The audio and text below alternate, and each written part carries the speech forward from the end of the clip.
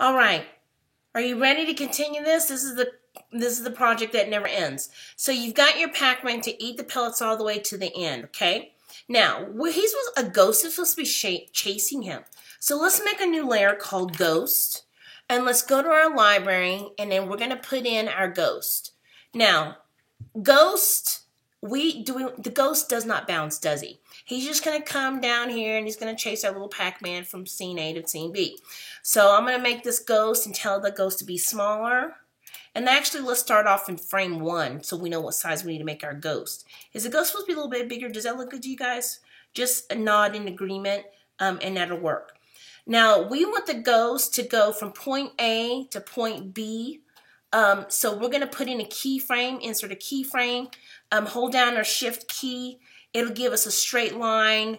Ghost is going to be up close to the Pac-Man, and ask it to classic tween. So while Pac-Man is going across, the ghost is following him. Now once Pac-Man gets to, Once Pac-Man gets to that big magic pellet, so I'm on the pellet later. I know this is going to sound confusing. We're going to insert, you know what? Okay, for this layer, I'm going to insert a frame. I'm going to F5 that so it stays on the stage. Pac-Man, let's go ahead and F5 that. When something's going to F5 the top row too. When something's going to change, we got to do an F6 for a keyframe, but if it's not going to change, then let's just F5 it. Now, Pac-Man's going to eat this pellet, so I've got to F6, put in a keyframe, and I'm going to remove this pellet right here. Now, when Pac-Man eats this pellet, let's see, chomp, chomp, chomp, chomp, eats that pellet, he needs to turn around. So in my Pac-Man layer, I know this is going to be kind of confusing, you're going to put in an F6, a keyframe, and we're going to switch Pac-Man around. Now, if you'll remember correctly, we had used our onion skin to see what size like he's supposed to be. So I'm going to switch and make them the exact same size. I think there's an easier way to do that, but I just don't know what it is off the top of my head right now. Pac-Man's going to switch. I'm going to turn the onion skin off. So Pac-Man goes waka, waka, waka, waka, eats the pellet, and then Pac-Man turns around. As soon as he eats that, we got to switch out Ghost. So check this out in Flash. What we're going to do is we're going to insert a keyframe for the Ghost. I'm going to click on my Ghost. I'm going to go to my property inspector, and there's a button here called swap. We're going to swap this ghost with the bad ghost. Tell it okay, and now all of a sudden it's going to be like waka, waka, waka, waka, waka, waka, waka, eat the pellet, bad ghost. And once bad ghost gets to be bad ghost, let's tell these little puppies just to sit and chill for a half a second. Let me zoom out on that for you guys. Oh, it's too much. I think I'm going to regret doing this Pac-Man file. After he does that, the ghost has got to run away. And let's give them a little bit of time just to sit there and chill and look like there's some kind of something happens. So let's F5 that. So, blah, blah, blah, blah, stop. And then let's say in frame 60, we want the ghost to run away. So I'm going to put another keyframe, F6, and let's say in 20 frames, in about a second, we're going to have this ghost rush off the stage. So I'm taking my selection tool, hold down my shift key, tell the ghost to go away. And then the pellets, F5, stay on the stage, or right mouse click, insert frame.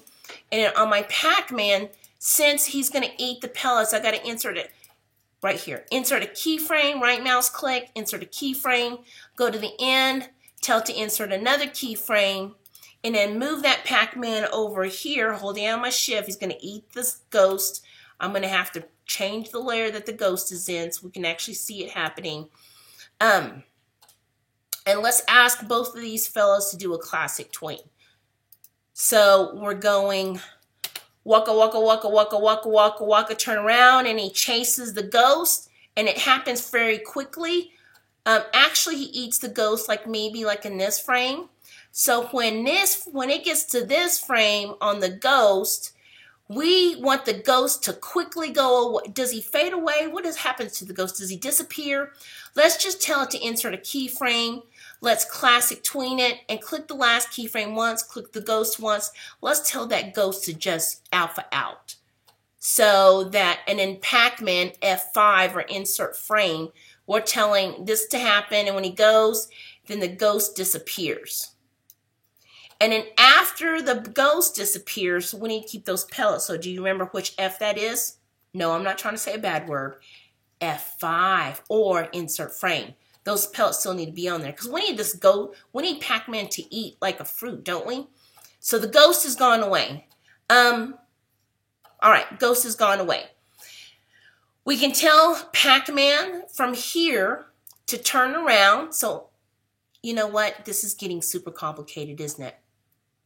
Go ahead and say yes. After the Pac-Man gets here, let's go ahead and put some pellets here and here so that we don't have Pac-Man having to travel across the stage again.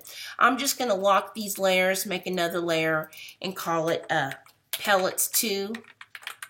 Now, what we can do is we can take what we had in frame number 1, right? I'm going to go edit. Go to edit, tell it to copy. And then it's going to copy, and I'm going to go to my pellets here, edit. I'm going to paste in place so it's in the exact same place. Use my free transform tool. And then just free transform that. Hold down the shift. It'll do it in a 90-degree angle. And now I got a whole square of these bad boys. And then notice that's all in a layer by itself. So we're going to just pretend Pac-Man hasn't even eaten any of these. So do you see what I'm saying? It goes this way, and then they come across and he disappears. And then we can tell Pac-Man, do you see how much is involved in making an animation happen? And our animation right now is only 3.5 seconds long.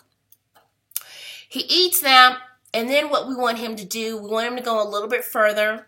So let's put in a key F6 keyframe, another keyframe. Let's ask him to go, now I'm confused, F5, F5, F5.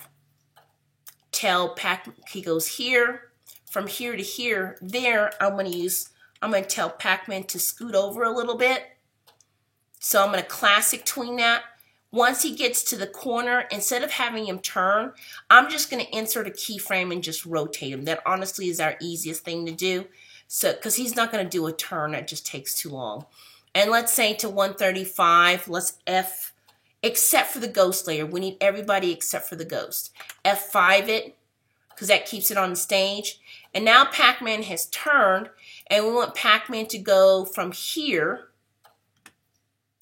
God bless America, from here to say 120, insert a keyframe, hold down your shift key, move up the Pac-Man, and then ask it to do a classic tween. And then this pellet layer we don't have to worry about. But as the Pac-Man goes up and eats the pellets on this row, what you're going to need to do is you are going to need to put in a keyframe. So I'm going to unlock that layer, lock that layer, F6. Do you guys remember? And then select the pellets he needs to eat. Click your delete key. Go up, Pac-Man, eat a few more. F6 it, just like you did in that first. Okay? And then now that we're here, I'm going to insert a new layer, and I'm going to call this fruit. You guys, I promise this is the last of it.